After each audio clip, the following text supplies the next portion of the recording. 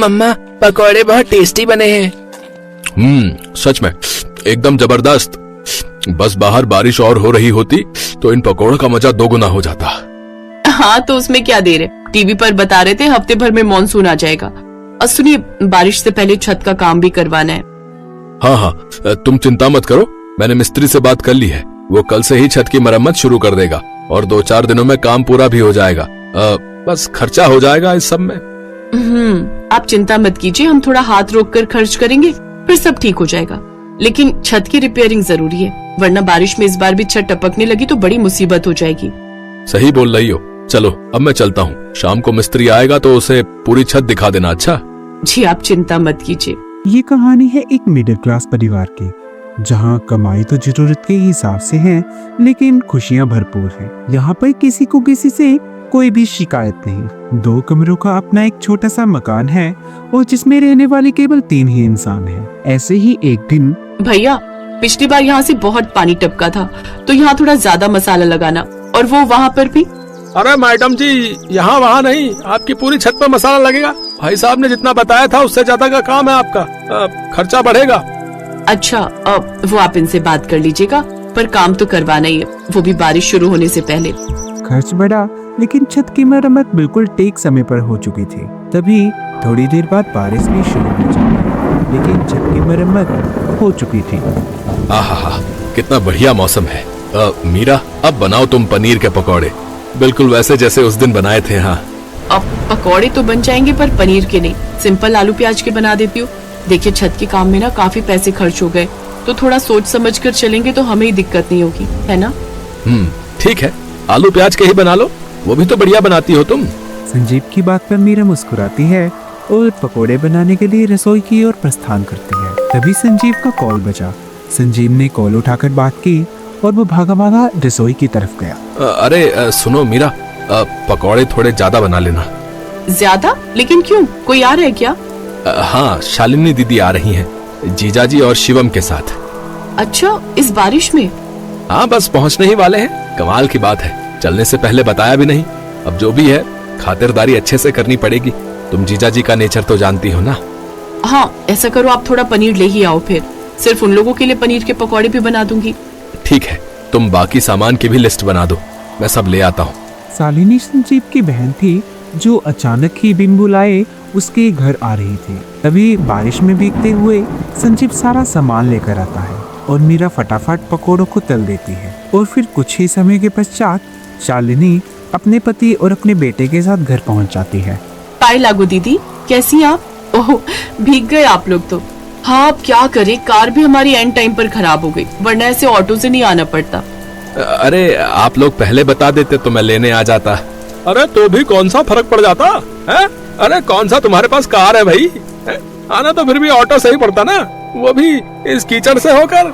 हाँ रे संजीव, तू तो बोल रहा था कि तेरे यहाँ रोड बनने वाली है। अरे यहाँ का हाल तो पहले से भी बुरा हो गया। पता है, कोई ऑटो वाला इधर आने को राजी नहीं था। तेरे जीजा जी को 100 रुपए एक्स्ट्रा देने पड़े, तब जाकर माना ये ऑटो वाला। अब क्या कहूँ दीदी, कुछ महीने पहले सुना तो था कि रोड बनने वाली है, फिर बात आई गई हो गई। अब ये छोड़िए ना, मीरा ने गर्मा गर्म पनीर के पकौड़े बनाए हैं आप लोगों के लिए। ऐसे ही एक रोज वो सारे बैठकर बातें कर रहे थे। तभी, और बताइए जीजाजी, फैक्ट्री का काम कैसा चल रहा है? अरे बहुत ही बढ़िया है, हमें तो सांस लेने की फुर्सत भी नहीं है, लेकिन क्या करें, तुम्हारी दीदी ने तुमसे मिलने की जिद पकड़ ली तो आना पड़ा सब छोड़ छाड़ कर। हाँ, तो इकलौता भाई है मेरा। और सुन लीजिए, साफ साफ कह देती हूँ, इस बार अच्छे से रुक कर जाना है मुझे। पिछली बार की तरह नहीं कि बस 2-4 दिन रुक कर वापसी का टिकट बुक करने लगे। हाँ, दीदी बिल्कुल ठीक कह रही हैं। वैसे भी कौन सा आप लोग रोज रोज आते हो? क्या बात है, मीरा कुछ नहीं बोल रही? हमारा आना अच्छा नहीं लगा क्या उसे? अरे नहीं दीदी, बस सोच रही थी कि डिनर में क्या बनाऊं। शालिनी और उसका परिवार यहाँ पर मेहमान नहीं, बिन बुलाए आफत बन के आए थे, जिसे ना चाहते हुए भी संजीव और उसके परिवार को झेलना ही पड़ रहा था। बात अगर खाने पीने की होती तब भी कोई बात नहीं, लेकिन घर की हर चीज को लेकर इन तीनों के नखरे ही कुछ और थे। तभी एक रात, मम्मी हमारे पास 2 कमरे, फिर भी हम जमीन पर क्यों सो रहे हैं?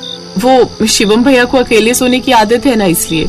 अब कोई बात नहीं बेटा, कुछ ही दिनों की तो बात है। कुछ दिन की नहीं मीरा, मुझे तो इस बार दीदी का लंबा दौरा लगता है। मुझे तो टेंशन खर्चे पानी की है। छत की रिपेयरिंग में पहले ही बहुत पैसे खर्च हो गए। आप चिंता मत कीजिए जी, मेहमान भगवान समान होते हैं, उनकी आओ भगत में कोई कमी नहीं होनी चाहिए। आप ऐसा कीजिए, मेरी एक सोने की अंगूठी कल जाकर गिरवी रख दीजिए, फिलहाल काम चल जाएगा उससे, फिर आगे जब संभल जाएंगे तो छुड़वा लेंगे उसे। तो ये बात अब गहनों तक आ पहुंची थी।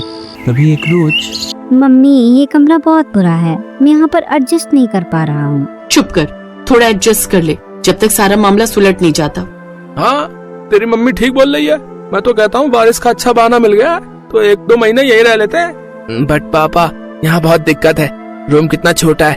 अरे बस कर, वहाँ अपने मोहल्ले में जो कुश्ती करके आए वो कम है क्या? पड़ोसी के लड़के की सारी हड्डियां तोड़ कर रख दी।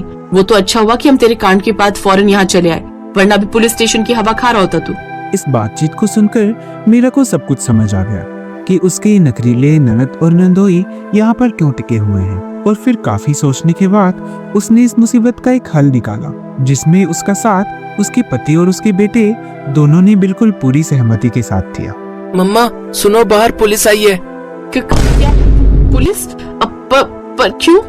अब पता नहीं, सभी घरों में जाकर पूछताछ कर रहे हैं, लगता है किसी को ढूंढ रहे हैं। पड़ोस वाले शर्मा जी बता रहे थे कि कुछ मार पिटाई का मामला है, अभी बस हमारे यहाँ ही आने वाले हैं वो लोग।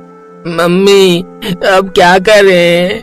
हमें क्या करना है? जो करना है वो पुलिस करेगी और उसके साथ करेगी जिसे वो ढूंढ रही है। तुम क्यों टेंशन ले रहे हो भांजी जी? हाँ, हमें क्यों कोई टेंशन होगी। शालिनी, आओ जल्दी से सामान पैक करो भाई। वो फैक्ट्री से फोन आया है, फैक्ट्री से। हम अभी निकलेंगे। अच्छा। अरे ऐसे कैसे? इतनी जल्दी नहीं जाने दूंगी मैं आप लोग को, और फिर आप लोगों की टिकट भी तो नहीं हुए। हाँ जीजा जी, बाहर बारिश भी बहुत तेज हो रही है, इस मौसम में कैसे जाएंगे आप लोग? वो सब हम देख लेंगे भाई, लेकिन अभी हमें फौरन जाना होगा। अरे शालिनी, अरे जाओ भाई, मैं जल्दी से कैब बुक करता हूँ। चलो जल्दी करो। संजीव और मीरा की तरकीब काम कर जाती है। ये बिन बुलाए मेहमान जो महीनों टिकने का प्लान बना रहे थे, अचानक ही कुछ ही मिनटों के मेहमान बनकर रह जाते हैं। और फिर तब जाकर संजीव और मीरा ने अपने ही घर में चैन की सांस ली। ऐसी मजेदार वीडियो देखने के लिए हमारे चैनल को सब्सक्राइब करें और बेल आइकन दबाना ना भूलें।